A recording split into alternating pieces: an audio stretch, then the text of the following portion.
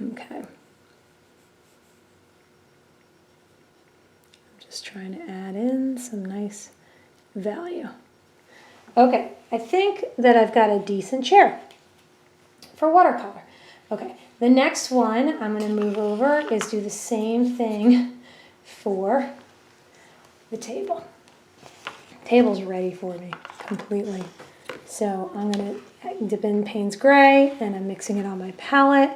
And I'm going to go into this table and give that table some nice edge definition. All right. And you can see that if you're watching me go off the camera, it's because I'm dipping in the water to try to make some of this Payne's Gray not so strong. There we go. So I'm doing some of my line work.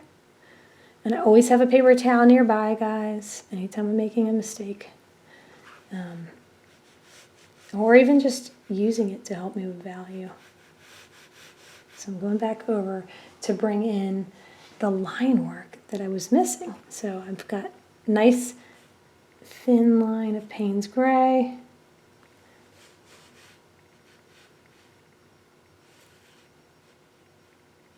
So this is a wood top. And you can actually see that I sort of put too much Payne's Gray in here. So I should go back to burnt sienna with this and drop more of that in. Just, yeah, there we go. I fixed it. You know, sometimes you just end up doing things that you never know why you're doing them. So there's my wood, there's my wood. Okay, and I've got this nice wood top. And a little bit of Payne's Gray to help with my values. Okay, now Payne's Gray I'm going to mix on the palette again, and I'm going to go to this piece, the sofa at the bottom, and pick up on some of bringing in chrome legs because I want a base here. Oh man, I did too much probably, but that's okay. And now I'm going to go in and make this kind of a gray. Right, so Payne's Gray is great, but you've got to have the lighter colors to work with it. You know, if you want to achieve a chrome, you can't just have all black. Then it would look like painted lacquer. So I'm just kind of going in and rinsing it off and picking up. And you saw I was using my hand. Okay, and there's some chrome for the base. Now I'm going to probably just go ahead in and do a little bit of Payne's Gray for some of these values. So, for example, here under that guy, I'm adding in. These aren't my favorite ways to do value. I should have been smarter about it, but I'm adding some in. Okay, so I'm using Payne's Gray. I got to pick it up because I went way too dark with it. All right, and what I'm going to do with this, after you see this, is I'm going to go ahead and drop in some really nice reds.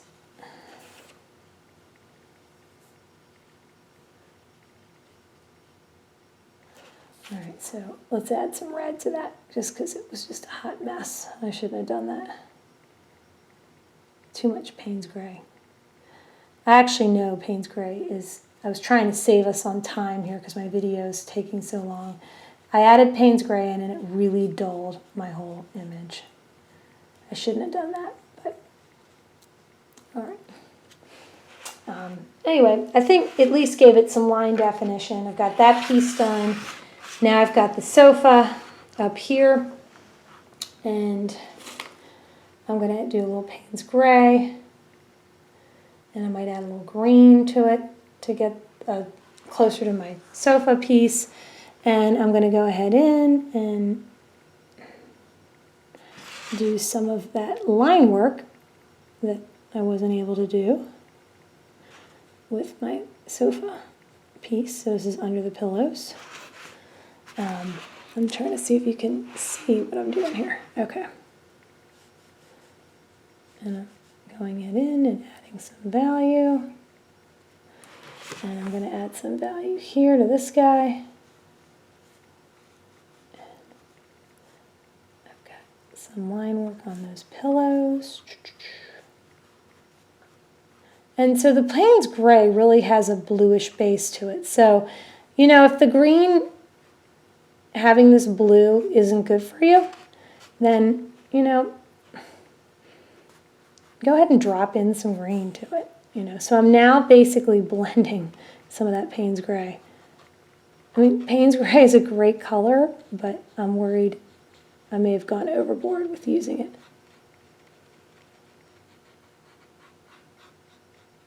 All right, so maybe I can drop in a little more of that green and see if that will bring some of it back.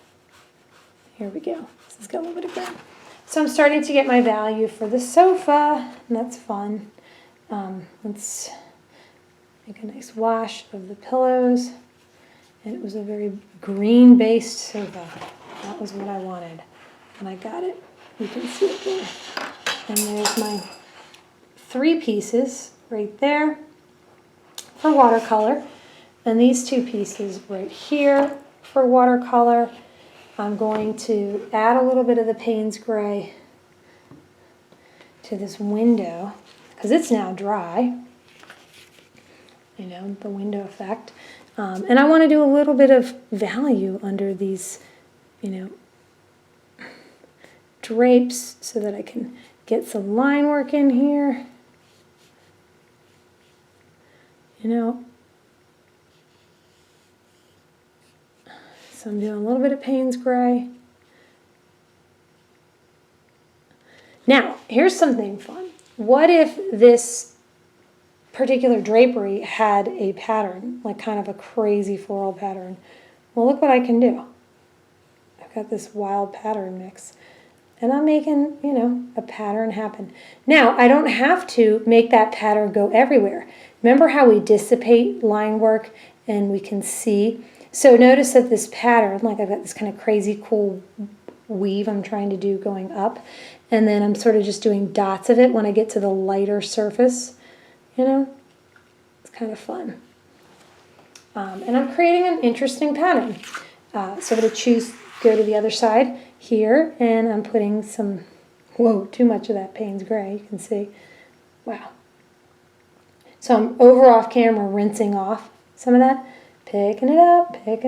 Man, Moira went Payne's Gray happy. So I'm going to pick it up, and I'll put it up, you know, and you can see I'm picking it up, and it won't stay there. But I'm using that color to help me. Okay, now, so I'm creating this kind of cool pattern that's on my fabric. And as I get up to the lighter surfaces, I'm dissipating it, okay? So there we go. We've kind of drew an interesting pattern. And now I'm going to go back over to my rods.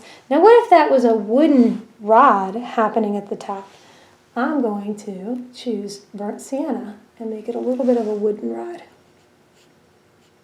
And look what happens with burnt sienna. It just is so red that you can see it just needs a little of it. And I'm going to make that a rod. And I'm going to pick up some of this Payne's Gray, because Payne's Gray helps to fix some of that burnt sienna that I dropped in. So let's do a little bit there. There we go. And there's my rod. And I have this wood tone. So I've gone ahead and started that. I'm going to have to do something to this to make it not look so garish, you know, but at least it is a wood top with the drapery. So now you can see I have all 5 of my watercolor pieces on that paper. I went ahead and I used, for my 2 sofas, I did one with focusing it on being a green, so the Viridian, and I used Modder Lake, and you can see hints of the Modder Lake up here in the wash to help create the values, so the shadows and the value, and then I went over it with Payne's Gray to kind of help. The larger sofa, I really wanted it to be the reds, so I had a wash where I put the Madder Lake, and then I dropped in colors of red light to get kind of hints at more concentrated colors. I left a lot of white space because watercolor is about light and shadow. And then I used Payne's Gray, and I dropped in a little bit of the green, the Viridian, because it's color opposite, but the Payne's Gray was really strong. I was trying to do it for a chrome base leg. I can achieve it better. The table, of course, I used the Ultra Deep for the reflective surface, the top. I have the chrome where I used Payne's Gray for the legs. Remember, focus on your shape, your abstract shape. So if you remember when we were working on it before, when we try to have a nice straight line, so creating that abstract shape like we did with value. And then I've got the burnt sienna happening for wood, and then I had to mix Payne's Gray with it because the burnt sienna creates two. I've just been doing this way too fast. I think if you were a little more slow, you might not use as much. And then our drapery over here, I created patterns, so I've used the Viridian was the green that I started with. I added then Payne's Gray to make it more of a celadon kind of green, I guess. And then I used cerulean and Ultra Deep for my window. And I need to go over this window with line definition. You can see here that my pencil marks are there. I mean, I could go over, but it's not a bad rendering. Then the burnt sienna I added with the Viridian for the green. And then, of course, then this sofa was Ultra Deep, Payne's Gray. And I did use some yellow azo because I thought it would be kind of a nice hint of the brighter orange to compare with the blue. And then I've got Payne's Gray, of course, is all these shadows and pieces. So there you have it, all 5 furniture pieces for B5.